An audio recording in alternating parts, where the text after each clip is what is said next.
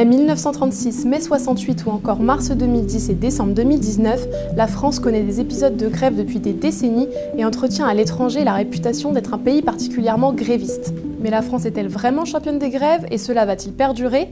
La réponse dans Factu. Dans notre pays, la grève est un droit constitutionnel inscrit dans le préambule de la Constitution du 27 octobre 1946. Depuis, le droit de grève et les revendications n'ont pas pris une ride. Quelle que soit l'époque, les revendications restent les mêmes, les questions salariales, de l'emploi et du temps de travail. C'était le cas lors des grèves entre décembre 2019 et janvier 2020 et encore plus récemment lors des grèves des raffineries chez Total et ExxonMobil. Mais qu'est-ce qui pousse vraiment les Français à faire grève ? Il y a deux facteurs qui fluctuent sur le taux de grévitude. Comme on dit, un, c'est effectivement les conditions économiques. Lorsqu'il fait froid dehors, que les conditions économiques sont plus tendues, qu'on est en phase de récession, de stagnation, les gens ont moins tendance à faire grève, même s'ils peuvent avoir de bonnes logiques et de bonnes raisons de le faire en termes de revendications, notamment salariales, mais ils le font moins parce qu'ils ont peur. Ensuite, la deuxième chose qui contribue à augmenter ou non le taux de grève, ce sont les dossiers qui sont mis en place, les projets gouvernementaux qui sont mis en place. Et là, il n'y a pas 40 sujets qui sont capables de mobiliser et de bloquer le pays et de faire en sorte que les Français fassent grève et descendent dans la rue. Il y en a un essentiellement, c'est les retraites. En effet, les plus gros mouvements de grève sont survenus lorsque le gouvernement a tenté ou a changé le système des retraites, comme par exemple en 2003, en 2010 ou plus récemment en 2019. Mais des jours de grève et des arrêts de travail, y en a-t-il tant que ça ? Pour le savoir, il faut s'appuyer sur les chiffres de la DARES pour les grèves dans le secteur public et de la DGAFP pour les chiffres du secteur privé. Des chiffres à prendre avec précaution. Aujourd'hui, on voit se développer, même quand je dis aujourd'hui, c'est depuis maintenant, je dirais une bonne vingtaine d'années, des arrêts de travail qui sont des débrayages, c'est-à-dire des arrêts qui peuvent durer un quart d'heure, une demi-heure, une heure, mais qui, par cette conséquence même, ont peu de visibilité et ne sont pas recensés. Le moment où en réalité la statistique des grèves en France a été la plus précise et même remarquablement précise, c'était avant 1914. Pour répondre à notre question, il faut se comparer aux autres pays.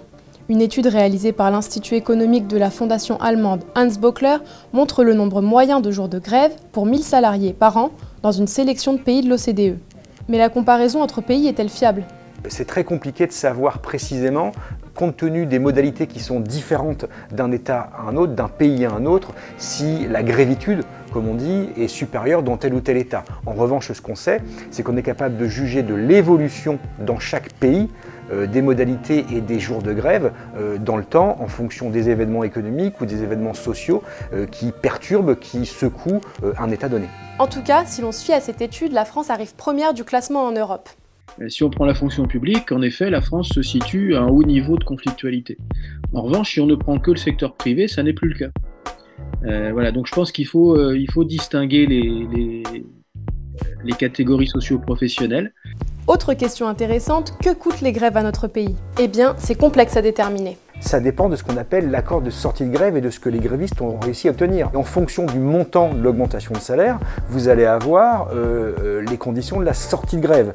Et donc forcément, du montant qui va être mis sur la table en ce moment d'augmentation de salaire par les employeurs, définira le coût de la grève, le coût final de la grève, et donc qui gagnera ou qui perdra le plus. En tout cas, une grève, elle n'est jamais gratuite et elle n'est jamais non coûteuse, puisqu'au final, il va bien falloir négocier l'accord de sortie de grève. Il faut bien que cette grève aboutisse sur quelque chose. En tout cas, ce coût de la grève pourrait bien augmenter dans les prochains mois. De manière, à mon sens, imparable, on aura pour 2021 et 2022 surtout, probablement, une remontée des statistiques de grève. Ça me semble inéluctable parce que, surtout depuis la fin de l'année 2021 et le début de cette année, on a eu vraiment beaucoup de conflits salariaux. La France ne devrait pas perdre son titre de championne de sitôt avec la réforme des retraites, la crise énergétique ou encore l'inflation. Beaucoup prévoient de nouvelles grèves dans les mois, voire les années qui viennent.